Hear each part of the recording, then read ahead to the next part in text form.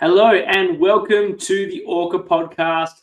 We are here doing our coverage of Canberra Survivor 1, the third season that we're reviewing in our epic 11-season countdown and review. And you're all here. Well, no one's here yet, but we know you'll be here soon, or perhaps you're listening to this some distant point in the future, excited for what is the show of the season, as we always do, the tea party with the infamous ORCA queen Annabel. We will be getting all the hot tea from some of the hottest ORCA-like contestants from this season. I'm very, very excited. But before I get into that and before I bring them in, I need to remind everyone that voting is open for the awards. Who do you think was the MVP? Who do you think was the best, wins the Annabel Award for the best pre-merge boot? And of course, have your say on who wins the most coveted award in Australian LRG Survivor that has ever existed and ever will exist, the ORCA Award, the Bromelo Medal. Have your say. It doesn't count for much. Our say means a lot more, but have your say. Make sure that you have some skin in the game when we hand out that award. There's a lot of options for this season who can join the illustrious ranks of Ethan, Kevin, was that right? Kevin, and Matt, Salty Matt. So there's, it doesn't sound illustrious when I put it that way, but it's an illustrious award nonetheless. Please get in and vote. We'll be revealing all those awards next week when we have that award. We catch up with production about the season and wrap up our coverage of Canberra Survivor. And as I've mentioned, December will be the season we're going back to Backyard Exile Season 3. Looking forward to covering that. Looking forward to criticizing Liz's game. I know she'll be there live for it, as I've been criticizing her idol play ever since I met her, or lack thereof. But that's all in the future. Right now, we're here in the present in Canberra. And without further ado, let me bring in the illustrious host of the tea party, the one and only Annabel. Hello, CK. I think it's really sweet that you think people listen to this at all after the fact. We have all three listeners here in the chat right now, and we're very grateful to you.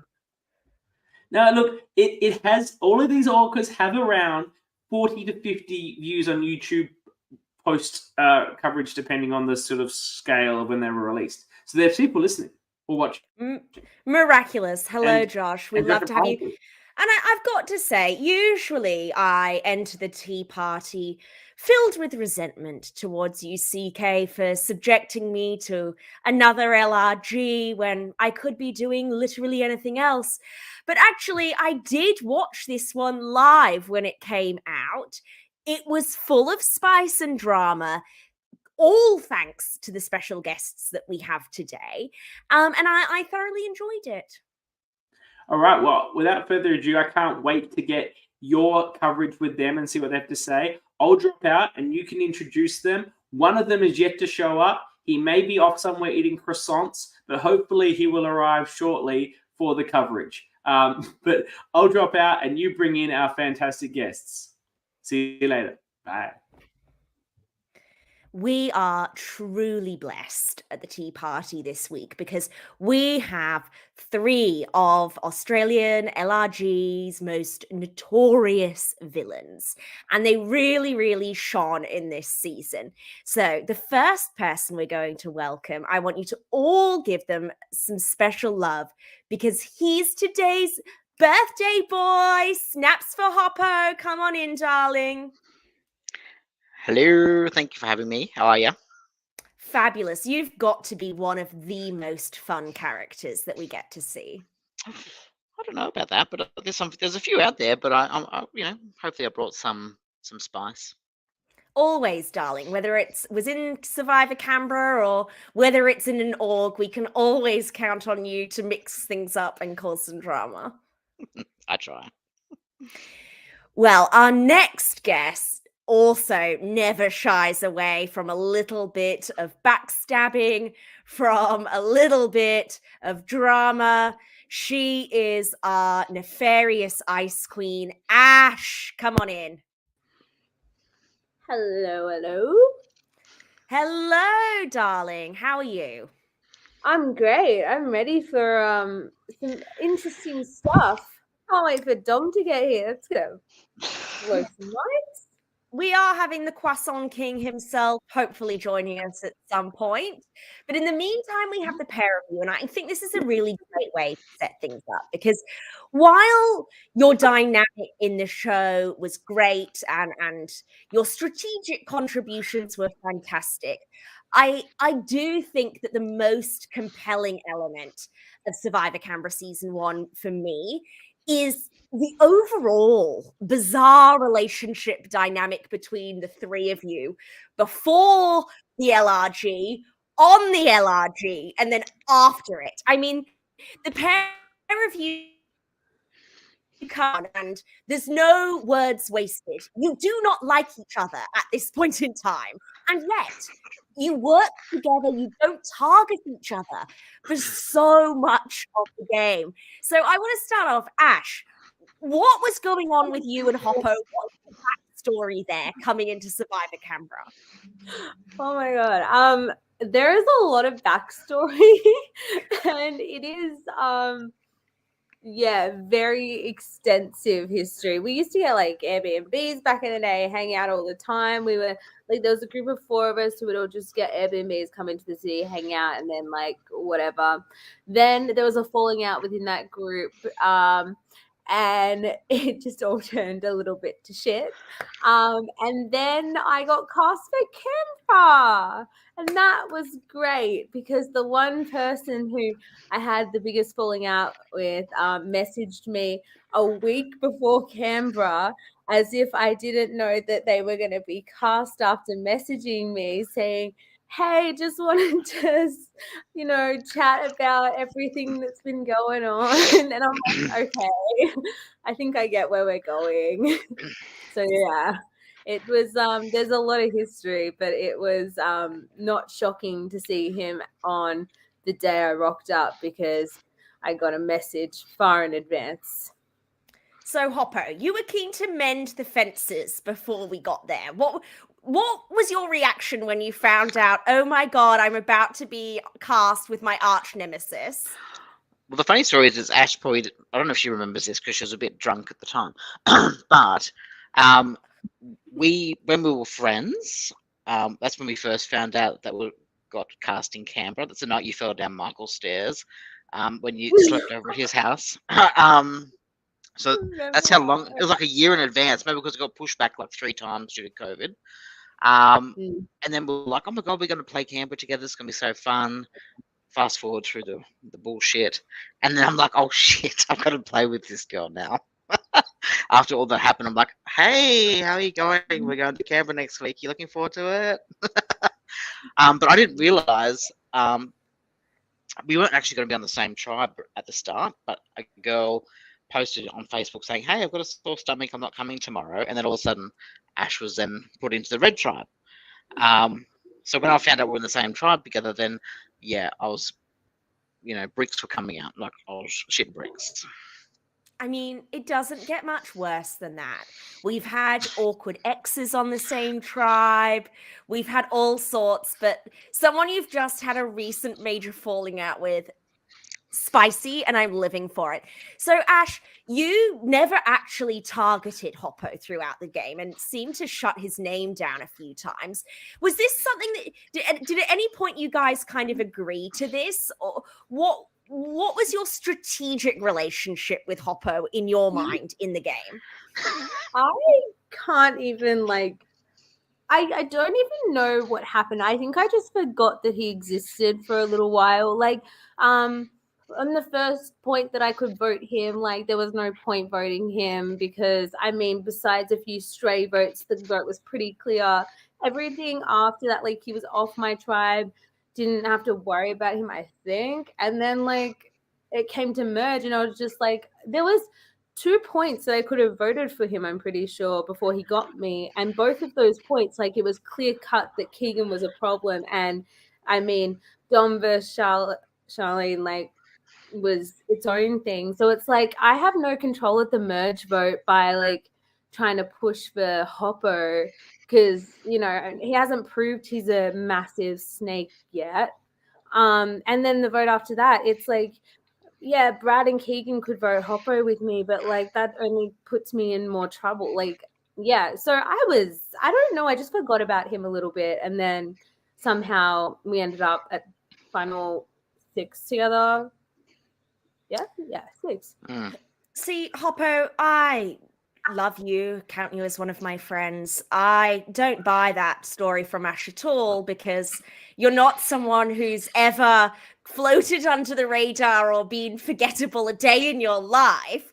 From your perspective, how were you strategically navigating having a nemesis on your tribe in your game? When I found out we were on the same tribe together, because we had also recently played a trial together in back in Mordialec Day, the Mordialec trial. I knew how she sort of played, like she played like the ditzy dumb country girl. Oh, Um, yeah. so the first thing I made sure of is that I put that across to a few people that she will come across as ditzy dumb and doesn't know anything. Especially I told that to Carlene. It may have been her undoing. I don't know, but it just helped in a way because literally, like in the first hour, she was like, "I can't remember your name. Is it Car and Lean?" And she's doing all this, dumb ditzy stuff. So I thought this worked out well for me. Like I planted that little seed at the start just to make sure that they know that they can trust me more than they should trust her. So, but I didn't go in the game thinking I'm going to vote her out because I know that we are, unfortunately, sometimes similar in ways that we play. We're not the nicest people when it comes to these games, and we'll pretty much, stab our grandmother if we had to sort of win. So I knew that she was going to be an issue, but I thought from the beginning that maybe she might need me a little bit. So that's why I didn't push it too hard too soon. It's interesting you say that, Hoppo, because is it fair to say that you both, regardless of whether or not the other contestants were completely aware of this, you both came into the game with a bit of a reputation from other orgs and maybe day events for both being people who are your absolute best friend to your face in the game and then absolutely eviscerating you in the confessionals and poised and ready to stab your back the moment that it suits them? Is that something that you were worried about, Ash, in the game, or are you pretty confident that it was really just Hoppo who had you pegged? I'm pretty sure, like, once I figured out, like, I knew Keegan, Emily, Hoppo, Rosemary, quite a few people. So I was like, yeah, I'm screwed. This is not like a place where I feel like I'm gonna get away with playing the same game I played in at like trials and whatnot. So I mean, and Colleen was not making it very like unobvious that she was like not in love with me. So I was like, okay, well, she's talking to Hopper a lot. Keegan was just not really having a bar of any of it either. So I was like, I didn't feel very comfortable going into the game knowing as many people as I did, because I do play or did play in my first game a bit of a character of the ditzy knows nothing kind of person. And what about you, Hoppo, knowing so many of the people beforehand and your reputation preceding you? The only people that I'd actually met prior was obviously Ash, and Emily and Rosemary from a previous trial. Dom I met the night before, like for the first time, but we were actually really good mates for leading up to that, but only virtually. And Keegan I knew of, but I'd never actually met him properly in person. So I thought I could come in and be, play up the I'm shy, I'm fat, I'm not going to be I'm not going to be your, biggest Challenge beast competition. Yeah, that's right. So I sort of like, as soon as I met Carlene in particular, I just thought, all right, I get along with like older ladies and all that sort of stuff. So I knew that was going to be something that I would gel with. And the younger ones, I thought, I'm probably not going to have as much in common. So that's why I leaned more towards Keegan and Carlene, which were a strong duo, or pretty much straight away. you're both such compelling characters to watch as well. And getting to have you both on the same season was so much fun. Did you feel like some of those bonds were able to be repaired a bit during the game, or Ash, was Hoppo stabbing you in the back at Final 6 frankly the last straw for him? I went in, like, I came out of Final 6 being like, Hoppo's an idiot. What the fuck? That was the worst move ever. He's just the, like, dumbest person alive, blah, blah, blah, blah, blah, blah, blah. Then I got to jury and I was, like, chatting to people and I was like, hang on, okay. It's a good move because you, like, essentially I should have made the move against him instead of going after Brad. But realistically, going to the end with any of those three boys, I thought was a death sentence, and I knew it was going to be a final 3. So, like, I didn't really have the reason to go against Hoppo at that point. But really, I should have, because, yeah, put yourself in between 2 pairs. And if you can put yourself as the swing vote, great, that's a lot of power in the end game. And I do think that if I had have gone for Hoppo and had have put myself in the same position that he was in at Final 5, it's possible that I think I had a stronger social game with at least one of the pairs and possibly one person from the other pair. So who knows what would have happened. But I think I definitely thought he was a dick and thought it was the worst thing he's ever done. And then after a while, I figured out, no, he put himself in a good position. He just didn't back it up. They were mad to vote you out at Final 5, frankly, Hoppo. That was a bizarre move on their part. You really strategically and quite effectively played the middle throughout the whole game, Hoppo, even to the point where, and we're going to have to get to Croissant Gate at some point, maybe before Dom gets here so that he doesn't get as angry with us. But we have this fateful moment at the merge where you originally vote for Dom, but then you actually flip your vote to save him. He goes out thinking that you stuck voting for him. And in order to protect your position in the middle, you sacrifice your relationship with Dom. Speak to us a little bit about your strategy and this commitment to playing this middle position. So coming into the merge, I knew I wanted to talk to the 2 bigger the boys like Brad and Jeremy, and try and, I think we all had the similar idea. Let's get under their wing and see how far it can take us. So I made some promises straight up to them, and they had made mention a couple of times of that Dom wasn't involved in certain vote outs, so it didn't seem like he was part of their alliance at all. So I thought, okay, I could probably try and work this like 2 ways. And then I knew that obviously Dom was, like I said, he was my best mate coming into the show, to the day. And I thought I could maneuver it in a way that I could satisfy both sides. So I thought there was a couple of problems though, is that when I went up I was the first one to vote. And so when I decided I was going to vote for Dom in the first vote, it was raining and the parchment was wet. And Dom was the second person to vote. So when he went up there, he saw his name on the parchment paper and knew that it was me that voted for him. So that sort of stuffed me at the start.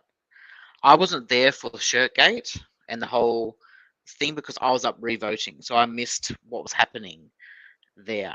So I thought, okay, I can vote for Charlene and she'll go, and therefore I can play with Dom further and say, hey, I just did it to try and satisfy 2 sides, and you're actually my ally. But then I missed the whole shirt gate and didn't realize that oh my God, Charlene was going to flip forgetting back, her name. yeah. What's that? Alex. I forgot Alex had flipped her. I didn't realize that she was flipping her vote, and so it just ruined it. So then I was stuck with Charlene, knowing that I voted for her in the revote. As much as I tried to push that it was probably Ashley after the Carleen vote out. But yeah, it was a mess. Let's face it, it was a mess. So I'm blaming weather. Mother Nature ruined it for me, unfortunately. we all blame Mother Nature. What's she done for us recently? She's a bitch. Yeah, exactly. Ash, you're really good at building quite strong relationships really quickly. What was your strategy going into the merge? I think my ability to build strong relationships in the pre-merge kind of sets me up to play with those relationships a bit in the post-merge. So it's like once I got to the merge, I mean, I feel like the format of the game, if Isaac was there, would have been a lot better. But because Isaac ditched for his party, I think it made it feel very fast. Because we had like a tribal, double tribal, and final six, I think, and that was my merge. So it was like going in, I was like, okay, I just need to keep good with somebody from the blue side, because if there's a chance to flip on the reds when they become too much of a threat, then I could. But also, like, the blues are still going to be seen as a threat because, like, we were surrounded by fucking threats in that game. So I was like trying to navigate those people and put myself in a middle position. But yeah, it's really hard when we went from a merged tribal to a double tribal where it was 2 tribes of 4. And I think it would have been a lot easier if Isaac was there to make it a little more balanced. But yeah, mine was just trying to be in the middle, try and stay out of the firing line for as long as I could and keep some sort of power on both sides. I'm so glad you brought this up, Ash, because this was one of the top things that I needed us to unpack tonight. So, Isaac does not turn up to day 2. He's made the merge, but 0 fucks are given. Now, according to the storytelling of the show, Isaac was feeling sick. We're in COVID era. I know, rest in peace. He didn't want to compromise the rest of the cast. However, rumor has it, everyone, I know, scandalous, Isaac actually had a big party and was too hungover and didn't want to come. So, Hoppo, what's the true story? We all love heroin, and had he gone out selflessly, I mean, bless you, but no. It was an engagement party that night, and I believe he was sick. So, I mean, that was what I heard. So I'm sticking with that story. Ash, you believe it was a hangover? I think it was a hangover. I think he was just like I think he came because he's friends with Aston, and he came for that reason. And yeah, I don't think he really cared. Yeah. So how Isaac was a bit of a wild card. I mean, theoretically, Ash, Isaac was in an alliance with you, but actually voted for you at one point and was like, YOLO, I'm so random. What on earth was going on with his game, Ash? I don't know what Isaac was on. Heroin, according to Hoppo. Yeah, I think he was just like so no idea what Survivor really was at times. And I thought, like, for most of the people who were playing, I thought people like that are acting. Like, there's no way you come along and sign up for this if you're not a fan of the show. But there are actually genuinely some people who were just really good friends of Dan and Liv and all like these other people who were connected to the cast somehow that had no idea. So I was under the impression that he was acting for a little bit, but it was fine. I could figure him out and try and fix things. But like I just actually think he didn't really know Survivor as well as others. I mean, to be fair, Red Team had 2, no disrespect to them, but 2 dupes. Like, we had Isaac and Laura, like, sadly waste of space, but they're lovely people. But it's just like, really? This is what we've got? Like, one bows out because she's got a headache and the other one is drunk. So, perfect red tribe. Sums us up. I mean, we are the red flag tribe. Yeah. Yes. We've seen drunk people go all the way to the final 3 in backyard number 1, which I have seen now. So, look, it's not, apparently it doesn't count you out. Well, Ash, I'm interested then. So, Isaac, no idea what he's doing. Votes for you, but you still think it would have been a game changer for the positive for you if he had been there in the merge? I think Isaac is someone who would probably, as the game goes on, I don't know if he would have clicked or like started to get what was happening a bit more, or if he would have listened to anybody. But I just think it would have been a game changer for the amount of time that I would have had to maneuver myself into the middle, and it would have created a whole extra, like maybe a whole extra round of social gaming and working with different people to solidify the bond. So it's not necessarily having Isaac there that I care about. It's more so just having that extra round placed in the game with more time to socialize, strategize, all of those things. And to Ash's advantage, she does it really well. Yeah. Like, she can get people to trust her. She can build those relationships a lot quicker than I. So yes, at the end of the day, we both were playing a similar game, but her social game was, it was way up there. How what was your strategy for navigating around the duds, Hoppo? Get them out before me. For me, they weren't relevant to my game. So I mean, if just get them out of the way and make more room for me to come through. But I mean, actually, with Isaac, like, I think she would have had a really good follower number with her, because I think they clicked early on. So had he stayed in the game, I think Ash would have had that extra number on her side, which would have helped her game a lot more as well. The thing, and as Ash said, it was very quick. That second day went very quick because we're down to 9 people straight away. Then we had the double. Like, it was just so much more quicker that you had to try and build those. That's when the trust, or the lack of trust is there, because you can't then have enough time to build those relationships. So with Isaac or an extra number there, it could have made a difference. Yeah. Awesome. Now, team, we are truly blessed because the king himself has arrived. He's ready to bless us with his present. Dom, come on in.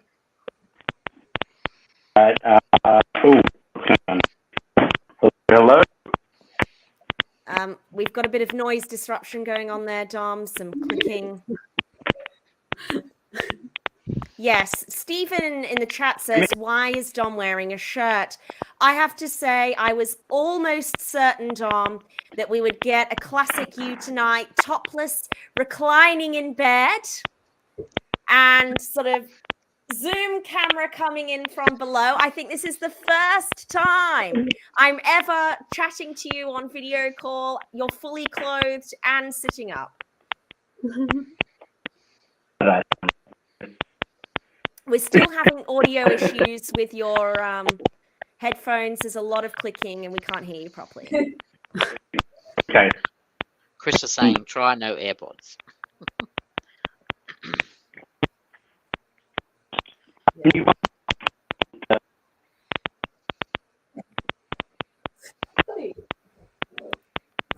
Yes, Dom is always like this in Zoom calls. It's amazing.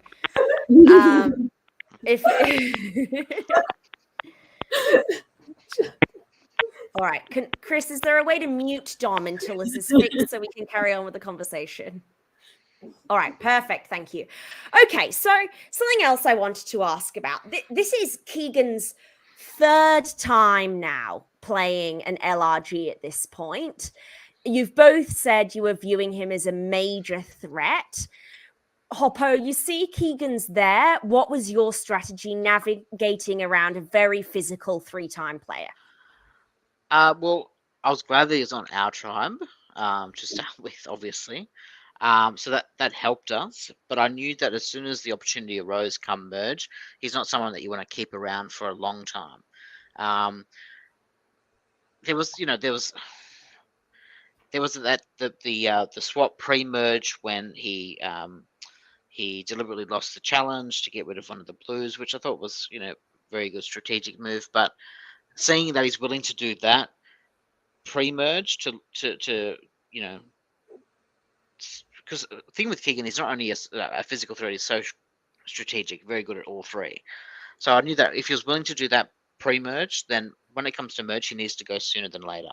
And it was just a perfect opportunity for me and Ash when we got teamed up in the 2 lots of 4 and we didn't win, or he didn't win individual immunity. There was no question that he was going to be the first one to get the chop. Yeah, Ash, what was your attitude? I think Keegan's not someone who was ever, I think, going to work with me. So I didn't really, and when I saw him and Carleen bonding and then Hoppo, feeding them whatever he was feeding them at that time, I was like, Keegan's just not going to do much for me. So I didn't care. Like, I'm pretty sure, if my memory doesn't fool me, Ben and I, and maybe even Charlene, had some conversations about how much of a threat he was pre-merge before swap. And then after merge, it was like, as soon as he's not immune, he's going down. I think, in fact, that challenge, we may have all copied each other to our downfall, and because we didn't want Keegan to get the immunity. So we just copied Keegan, and even when Keegan got it wrong, we all got it wrong. Ben won, great, but still, like, Keegan wasn't immune. So we all went out, I'm pretty sure, and afterwards gave each other a bit of a look because we'd just fucked our own immunity chances to get out Keegan. All right, perfect. He's back. We're excited. Welcome, Dom. Did you have any kind of response to seeing Keegan come back for the 3rd time? I didn't, because I didn't recognize him. Because I think in all of my profile pictures, he'd been clean shaven. No, he was. I'm trying to think.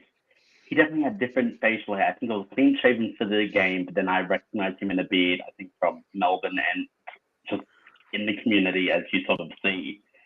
So I did not, and it wasn't until, goodness, like the merge, and I'm like, clocked it like, oh my God, it's Keegan. It's, the Keegan from Backyard and Melbourne. I personally love pretending not to recognize someone who's, a big name there, just to manage that threat level for them, Obsessed. Dominic, you are without a doubt my favorite character of any of the LRGs we've watched. I think you delivered actual real TV worthy moments, which is not something I would say about most of the episodes I've been subjected to over the last several months. Yeah. And you are my second favorite person from the Traders 2 that I've met. So go F yourself. Talk to me. You had a very difficult pre-merge. Oh my God. Left out of votes. What was going? Talk me through that experience. What was going through your head? I think it was such a whirlwind, especially because our camp area was small. I'm not sure if you see that on the thing. That is, it was basically like a little patch where we put our tarp, put our materials, and like a little bit down the way where there was the water well. So there just wasn't much room to chat. And the first vote, what was that? First vote was the 3-2-2 or 3-3-2. I was pushing for Jeremy, and that was what a couple of people were pushing because Janine indicated that she had known Jeremy before the game, indicating that they had a game night of some kind before the game. And I think a couple of us looked at him like, well, one of those two have to go. And I think there was that sort of thing of we don't want to be just typical vote off the old lady. We don't know what the challenges would look like.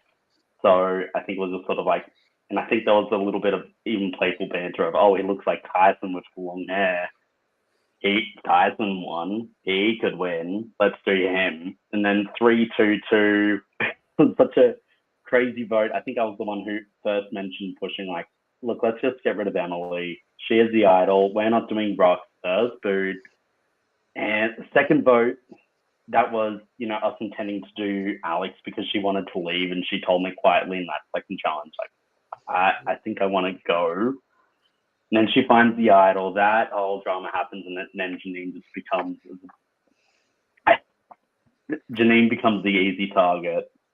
Not out of just being like the old lady, but just out of like she had a weird demeanor in camp. Like I remember in that first vote, she came up to me in like a really weird and obvious way of, so Dom, what are you gonna do for the vote? Like it's just like in a weird way, and I just got my alarm bells about it. Like, how the hell are you socially operating like that?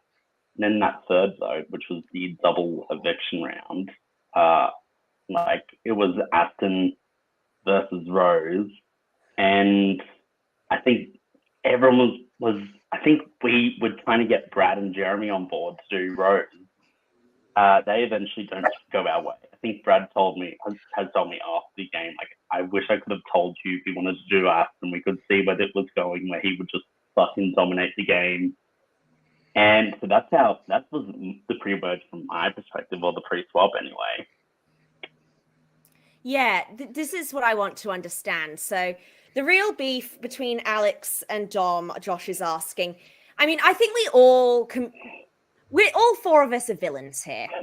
I think we can all agree that the real villain of this iconic vote out was Alex. What the hell? Yeah. Here is Dom delivering. He read the assignment. This isn't a trial. We are creating this as a product for people to watch and consume. Okay? Dom realizes that he's being blindsided. This is just a recap for our audience because Benjamin Snyder doesn't watch. Dom realizes he's being blindsided, backstabbed potentially by some of his in real life friends. He looks like he's about to do a recreation for us. Rips off his shirt in rage. It's very much I'm like hiding in shame. Don't be ashamed. Do not take this moment back, Dom. This is the best thing, frankly, you've ever delivered. Okay? I almost forgive you for your homophobic votes against me and other orgs. And rather than standing I have my pronouns. I'm not homophobic. Yeah, Where are they? We love it. Rather than standing up and clapping, which was the only socially acceptable way to respond to this moment, Alex is horrified. This is the most disgusting thing she's ever seen in her life. This display of raw machismo and sex appeal, she cannot stomach it. So I think what we all want to know, Dom, was there something else going on with Alex? Had you fallen out prior to this moment? Because it's her flip that seals your fate. Like, I honestly don't know. She voted for me on the first one even. And I think I always got the vibe that she just has an issue with me, whatever. Frankly, I don't want to make it too personal, but in the context of the game, in the context of that weekend, she has no taste, no enthusiasm to be there, just dull, just dull and boring. And again, lovely person outside of it. I will not take that away from her or anyone. I'm not going to speak that personally about her. But bloody fucking hell, and then you quit the next round? Like, come on. That must have been hard to swallow. You've just been voted out by this person who's already told you they want to quit, and now they actually quit after ending your life in the game. Like I understand. Like, we're a different breed. We're all a bit nutty. We love these Survivor and these types of shows in a whole. And she's just there because Dan's friend, Dan thought should be a good casting, and I'm just like, okay, you don't know what you've had, and you just throw it away. Like, this is like a tiny version of my dream, like several of other people's dreams, and you just want to throw it away and quit, and then you want to just have beef with me for even, okay, fine, you can say that my boot moment was like, you can have your opinions about that. iconic. It's beef the from only like acceptable day opinion. one, hour one, whatever. It's just And you see my hand, it's just Go away. For Snyder's benefit, it only gets better. So the shirt comes off, and we won't dwell on it. Dom said he doesn't want to cover this in detail. But Dom then steals the croissants that have gone to the merged tribe as part of the feasts. They're his croissants now. I think this could have been what pushed Alex over the edge and the real reason she ended up quitting. She wasn't going to get the merge feast. What do you think, Hoppo? Look, they got their croissants back anyway. That was me shamelessly like, you know what, I'm just going all in on that moment. Like the shirt thing was just like, do they think that I have an idol? Because I even think I saw Brad mouthing, like that's, pretty easy name to mouth read. And he didn't vote for me in the end, but he was still pushing my name. And it's like, well, why? Like there was that sort of like, why? What's going on? What do you want me to do? Like, it's not that I have an idol. Like, why are you throwing my name out, Brad? And it was just sort of, I don't know, like the parody getting to the best of me in that moment. So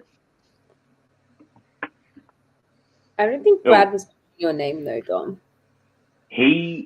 I distinctly remember him saying, or maybe it might have been like this sort of mouth read confirmation, but he isn't going my way. But I distinctly remember that. Like, just I don't know. I don't think he was maybe he wasn't pushing it. And again, lovely guy. He's playing the game. I before the game, I didn't know him from a hole in the wall. After the game, lovely, awesome. Had banter with him. Not a bad word to say, except for potentially maybe throw my name out in one instance. Give us your take, Ash.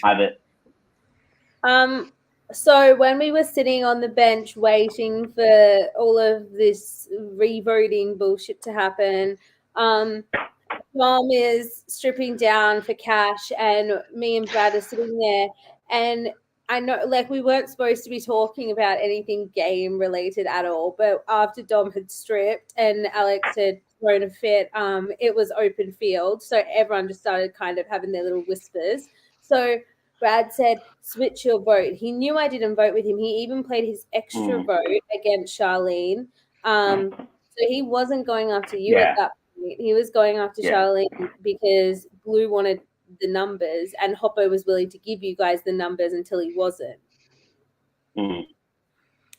So also at this vote, Keegan told you, Dom, that Ben and Charlene were super tight. And then, Dom, you directly target Charlene to Ben in front of Keegan. Talk us through that decision. I honestly don't remember. I think it was just sort of panic, exciting. I don't know. Everyone on this call would be a very worthy candidate for the Bromelo medal for ORCA of the season. But I've got to tell you, Hoppo and Ash, I'm sorry. I think Dom has the edge on you. So everyone, if you've not got your votes in yet, please do. There's a Google form. CK's been posting it in the chats. We've got best pre-merge player. We've got MVP of the season. But personally, the most important prize is ORCA of the season. And there's 3 voting criteria for this. Number 1, loud and proud. You've got to be pushy with your strategy, whether people listen to it or not. And I think we just heard that. You've got to have a propensity for narcissism, i.e. taking your shirt off at the merge. And 3, you've got to be rubbing people the wrong way by the first vote. I am a proud... You are leading the witness. You are leading the voting pool. Let them have their own opinion. And I'm willing to put my hand on the scale for this one, team. I'll give it up. I don't want it. Yeah, I'll take it. Now, Dom, something else I wanted to talk to you about before I get to back to you and Ash. Hoppo, Birthday King. Dom, one of them, I was talking to the other two before you came here.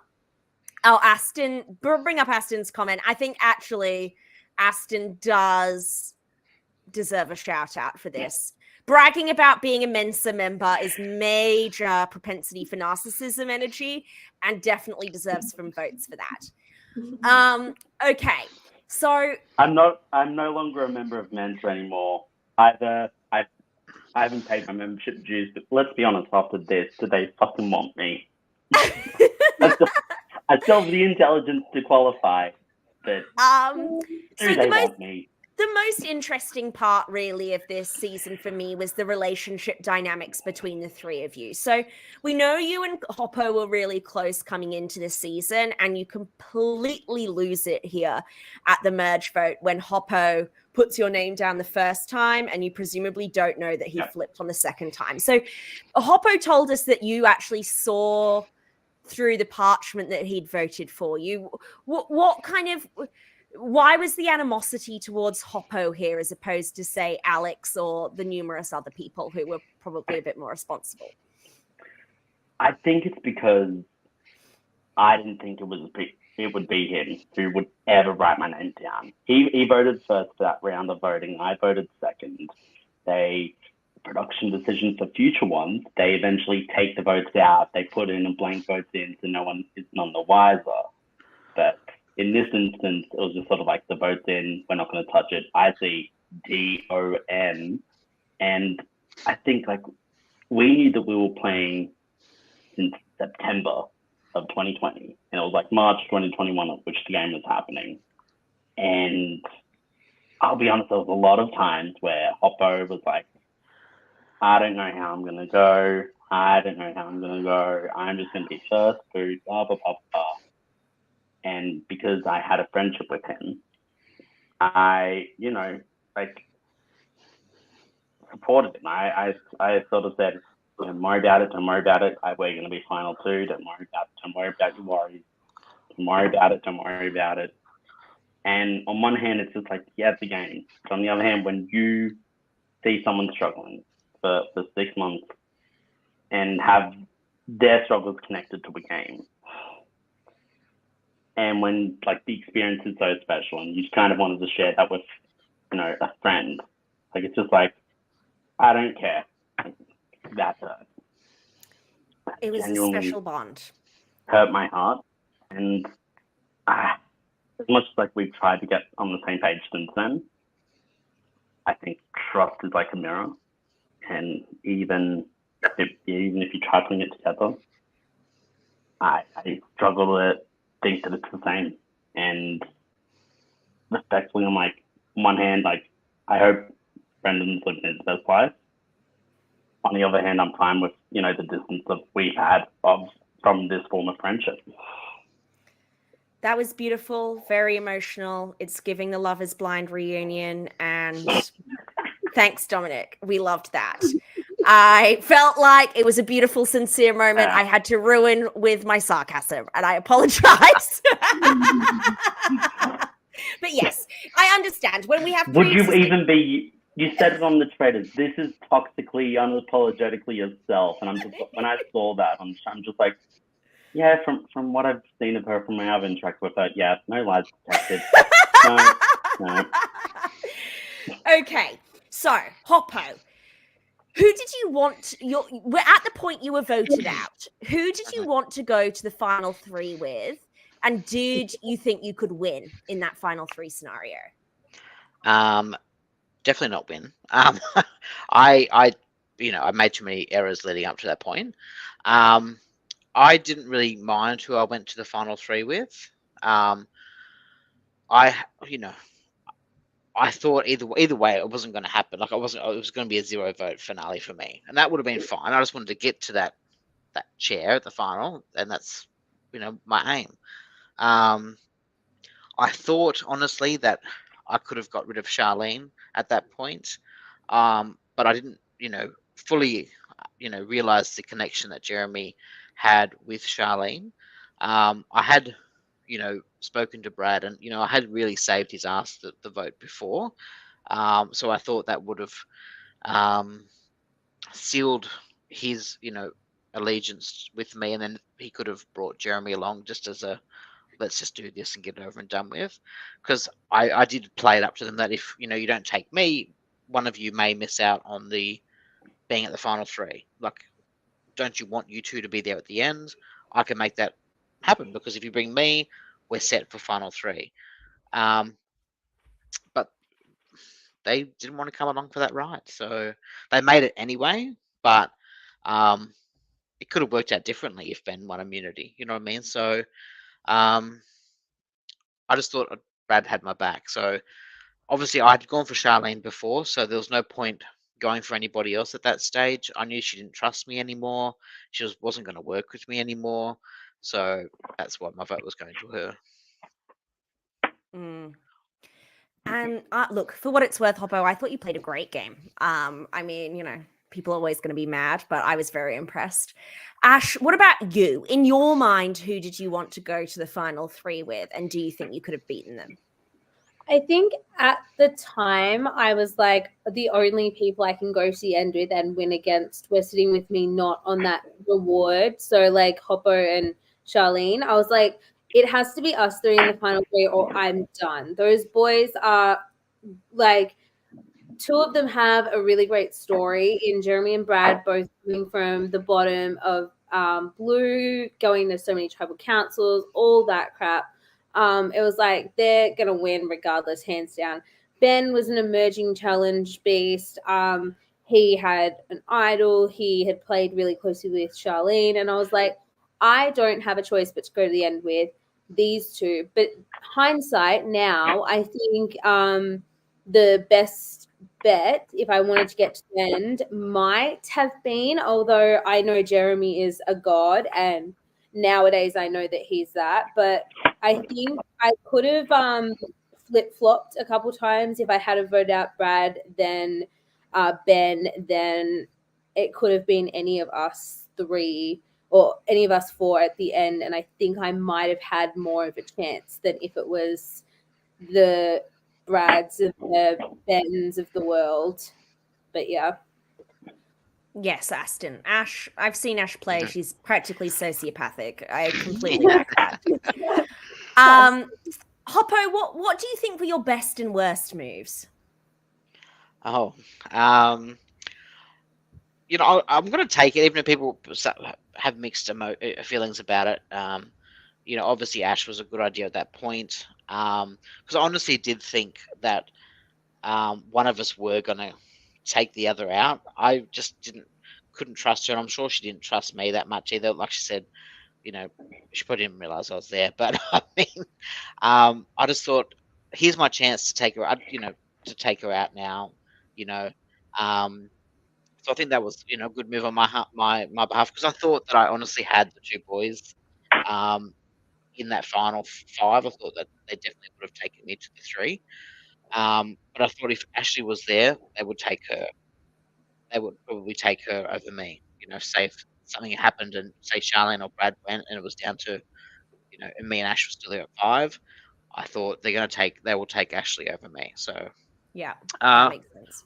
Worst move is obviously it's going to have to be it's not for obvious reasons, but it is the complete balls up that was the merge vote. Because I missed the entirety of Shirtgate, I didn't know that was all happening because I was up voting, and I really did think that it was going to work out for me and Dom would stay, and then we could then move forward together. So I think that was a huge balls up for me, because then I lost Charlene anyway straight after that. Someone who I was reasonably close to, definitely not in an alliance with, but friendly with. And as soon as she realised that I'd voted her, I lost that connection. So either way, that was a screwed up moment for me. It is sometimes the risk of playing the middle is that you can lose both sides. But you did otherwise. You did a great job straddling it. Ash, what about you? What were your best and worst moves?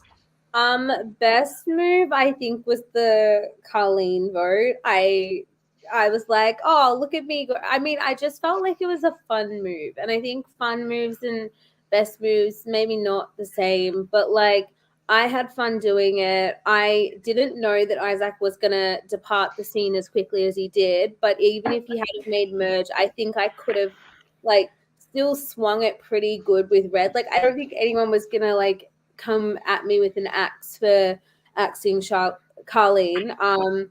So yeah, I think that was a fun move and just a good move to show loyalty to Blue, so that I had the option to work with them at the merge. Worst move. I mean, there's so many. I think worst move was probably. Oh, I mean, just a fun worst move is when I found the idol clue in the croissants. If I could have kept that a little more quiet, that would have been a really smart idea. And I don't know how many times like somebody around me found an idol like Ben under the seat. Like I picked up his fucking wallet off the floor, and he still looped around the table, climbed under, and like tried to look for the idol. I'm like, what are you doing? I have your wallet. My brain was not harnessing the power of idols yet. It was half asleep after a bus trip. So, I mean, just worst moves all round. But those were some fun worst move moments. I do want to say that the croissants really did, come into a play a lot of the times, because when that whole pushover, running into the water situation was happening, the camera crew followed me and Ash behind a tree, and we're literally sitting there eating croissants. Like, you're not getting any content out of us. We're eating the croissants. Yeah. So, they were the best NPC of the season for sure. Yes, they deserve. All right, same question. Don't know if I cut out just then. Dom, same question to you. Best and worst moves. Oh my god. I think I was playing so day by day by the seat of our pants because of, the hot mess that is Blue going to 3 travel councils in the morning. And only really having one round of immunity, which that being the round that Rose went on red, on post-swap red. So I think I was just like playing by the seat of my pants. I'm just like, anything to survive another day, as long as it's not me. My best move, probably... It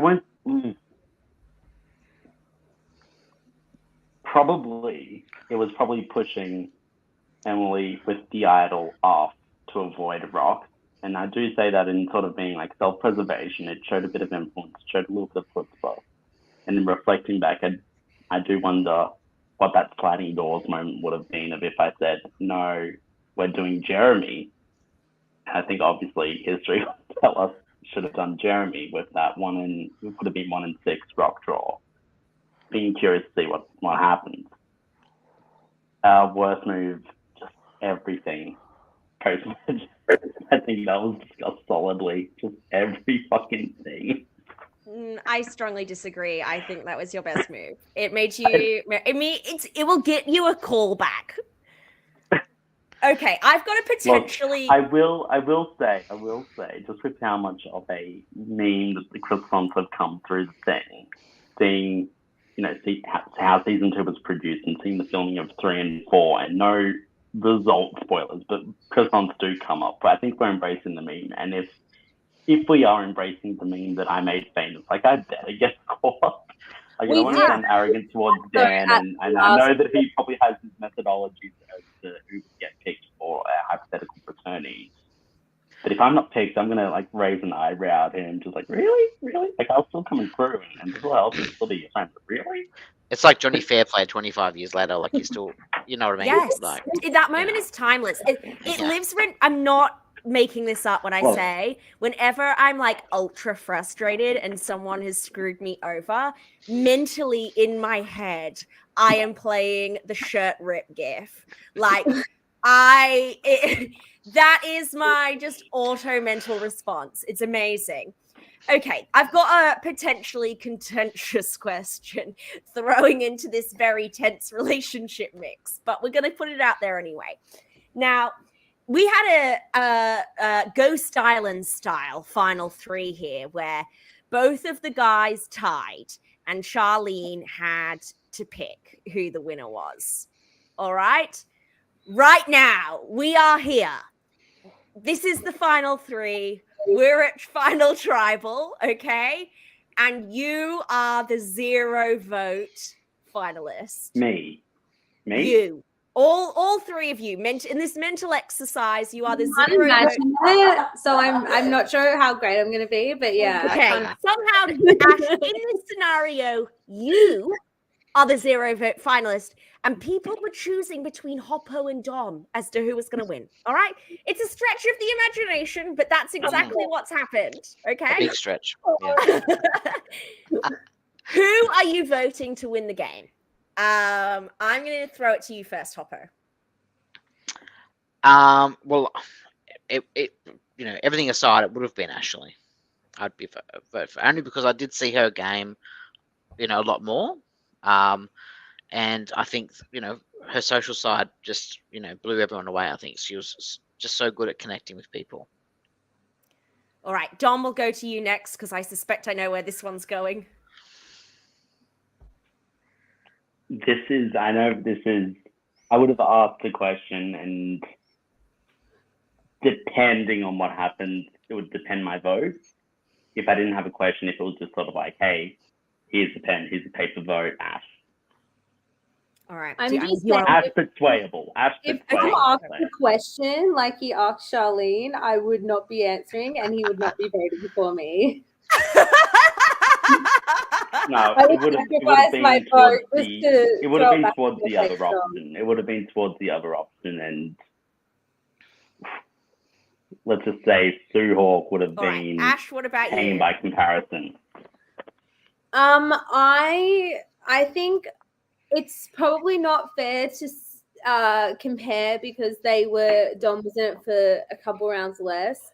Based on the game that I saw, it would be Hoppo, but like I didn't get to see much of his Blue Tribe game. I saw him for like 2 votes, and he voted with me on one occasion.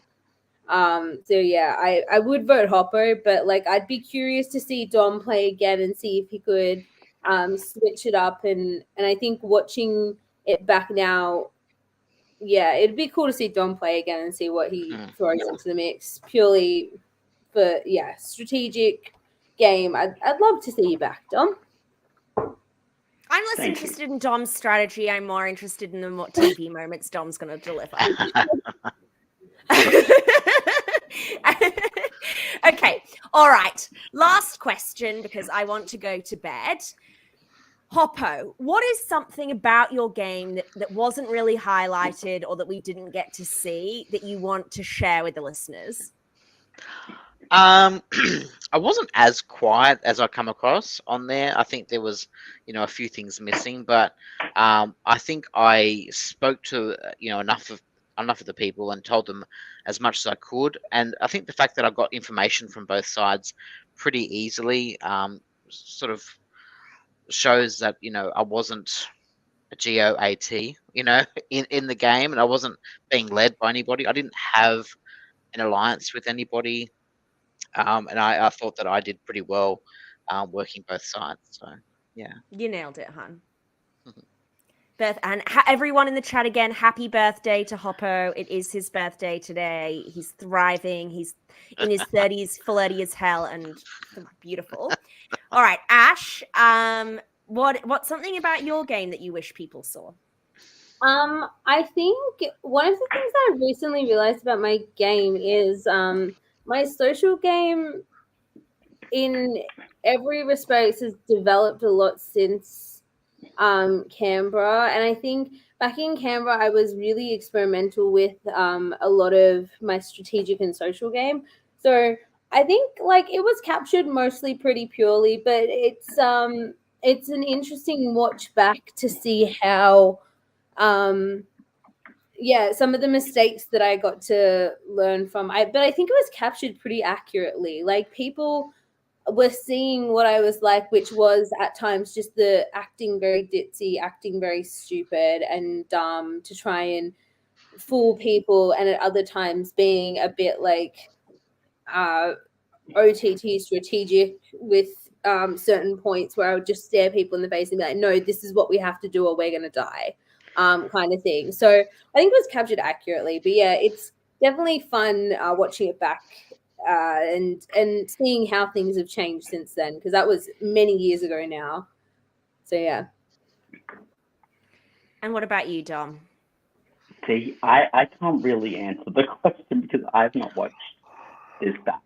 Like, I hate watching myself on just about anything. All right, take off the Bromelo Award. No propensity for narcissism. Cancelled.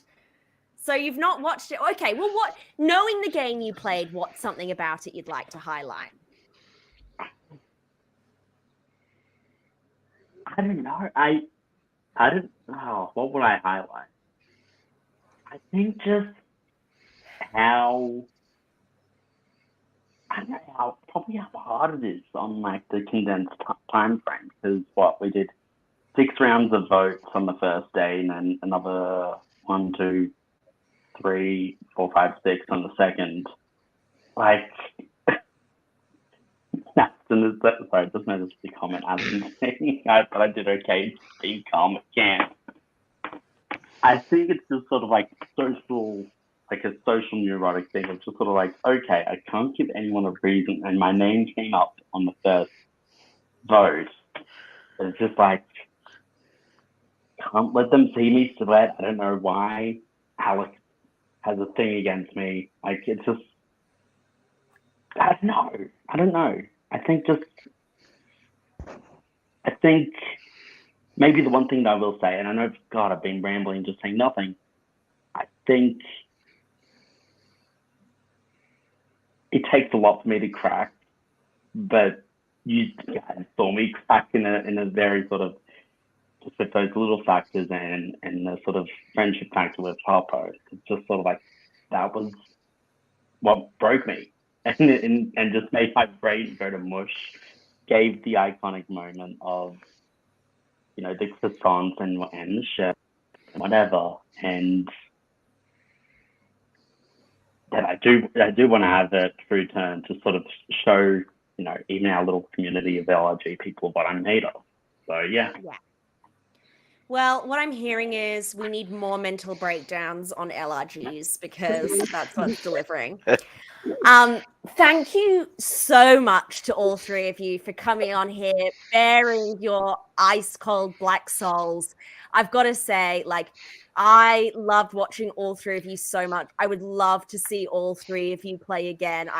I love a good villain, and you all bring, I think, a unique brand of villain to the show in a way that's just so compelling. So thank you so much. Hoppo, what have you got going on, and where can people find you? Oh God, I'm too old to even think. Just Instagram. I think it's, people can find me under Hoppo, I'm pretty sure, and Facebook. Hot, sexy. Give the birthday boy a follow. Ash, what have you got going on, and where can people find you? Like all of the things. Go add me on Be Real. Actually, that's struggling at the moment. I think my name's Real Life Ashley is still on like all of my social media, but Be Real is on Struggle Street. So please add me on Be Real. Yep, get her Be Real popping. You know, I'm too old to know what Be Real is. I don't even know what Be Real is. Oh no. Oh, it's stupid. I think I got it, and it always buzzes when I'm in the bathroom. I think there's a conspiracy with Be Real just wanting to see me in the bathroom. Dom, don't add me on Be Real. I don't let them have it. I don't take any photos. It's just like, really? Again, I'm not taking shit. And little, hey, take a photo of yourself, Be Real stuff. All right, well, Dom, come on, give us the handle for your OnlyFans. Where can people like to subscribe? Don't have an OnlyFans, won't be one of those people yet. Probably until I There's plenty of time. I don't know. But, you know, I'm on Instagram at that Tom guy. That's just, and I have nothing really going on until eventually also, hopefully, maybe. That's a lie. Dom has amazing holiday pics. Give him a follow as well. Everyone can find me on Instagram at Twitter at Annabel CE. You can also follow my Traders Canada podcast on Babes on the Brink. And we are doing a wrap up on the Amazing Race Australia Celebrity Edition, doing a deep dive into Harry and Teddy's Too Hot to Handle and Love Island seasons, respectively. Thank you, everyone, for joining us on the Tea Party. Coming up next, 2 podcasts on 1 LRG season is never enough. So please join us next time, where CK is going to be talking to Dan, I presume, about some of the behind-the-scenes information on Survivor Camera Season 1.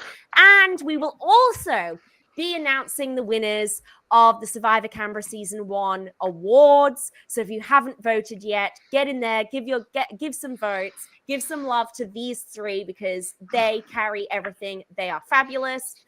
We love you all, and we'll see you next time for Backyard Season 3. Yeah. See ya.